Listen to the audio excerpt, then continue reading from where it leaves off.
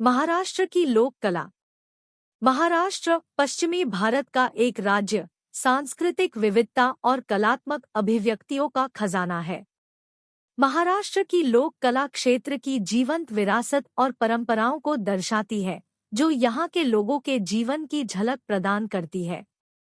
रंगीन अनुष्ठानों से लेकर जीवंत उत्सवों तक, महाराष्ट्र के लोक कला रूप राज्य की सांस्कृतिक टेपेस्ट्री का सार समाहित करते हैं। वर्ली पेंटिंग। महाराष्ट्र में सबसे प्रसिद्ध लोक कला रूपों में से एक वारली पेंटिंग है, जिसकी उत्पत्ति पश्चिमी घाट के आदिवासी समुदायों में हुई थी। यह प्राचीन कला रूप मुख्य रूप से ग्रामीण जीवन, कृषि और अनुष्ठानों के दृश्यों को चित्रित करने के लिए वृत्त, त्रिकोण और वर्गों जैसी बुनियादी ज्यामितीय आकृतियों का उपयोग करता है। पेंटिंग पारंपरिक रूप से मिट्टी की दीवारों पर चावल के आटे और पानी से बने सफेद रंग का उपयोग करके की जाती है, जो गहरे रंग की पृष्ठभूमि के खिलाफ एक आकर्षक कंट्रास्ट पैदा करती है। तमाशा। तमाशा एक पारंपरिक लोक नाट्य शैली है, जो सदियों से महाराष्ट्र के सांस्कृतिक परिदृश्य का अभिन्न अंग रही है। संगीत, नृत्य और नाटक का संयोजन, तमाशा प्रदर्शन पौराणिक कथाओं, लोक कथाओं और सामाजिक मुद्दों की कहानियां सुनाता है। जीवंत वेशभूषा, ऊर्जावान प्रदर्शन और लयबद्ध संगीत दर्शकों के लिए एक अद्भुत अनुभव पैदा करते हैं, जिससे तमाशा राज्य भर में मनोरंजन का एक लोकप्रिय रूप बन जाता है। पैठनी बुनाई।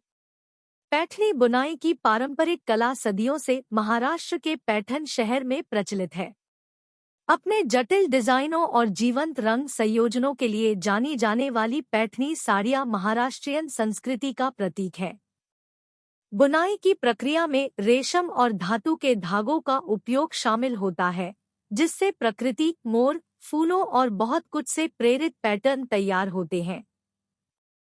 पैठनी साड़ियाँ अक्सर शुभ अवसरों और त्योहारों के दौरान पहनी जाती है। पोवाड़ा।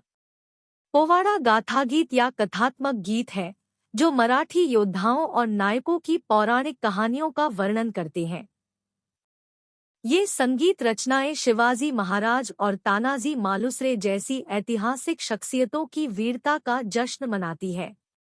पोवाड़ा पारंपरिक त्योहारों के दौरान प्रस्तुत किया जाता है, जो सांस्कृतिक समारोहों में ऐतिहासिक भव्यता का स्पर्श जोड़ता है। लावणी नृत्य।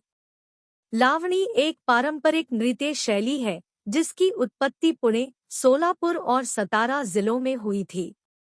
अपनी जीवंत और कामुक गतिविधियों के लिए जाना जाने वाला लावणी अक्सर उत्सव के अवसरों और समारोहों पर प्रस्तुत किया जाता है।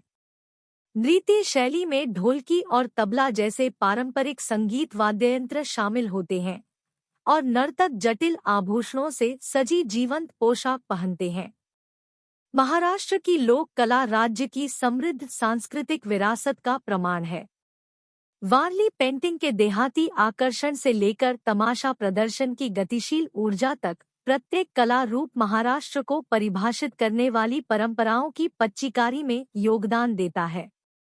ये कलात्मक अभिव्यक्तियां न केवल मनोरंजन करती हैं, बल्कि अतीत और वर्तमान के बीच एक कड़ी के रूप में भी काम करती है, लोगों की सांस्कृतिक पहचान को संरक्षित करती है और यह सुनिश्चित करती है कि महाराष्ट्र की लोक कला की विरासत आने वाली पीढ़ियों तक चलती रहे।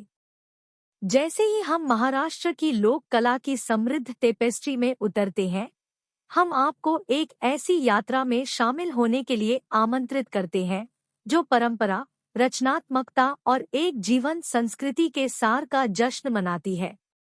कला में जोड़ने, ठीक करने और प्रेरित करने की अद्वितीय शक्ति है। यदि आपने महाराष्ट्र की लोक कला की इस खोज का आनंद लिया है या अभिव्यक्ति के विविध रूपों में प्रेरणा पाई है, तो हमारे चैनल को सब्सक्राइब करना न भूलें। सदस्यता लेने से आप कला, चिकित्सा और सांस्कृतिक चमत्कारों की हमारी चल रही खोज से जुड़े रहेंगे।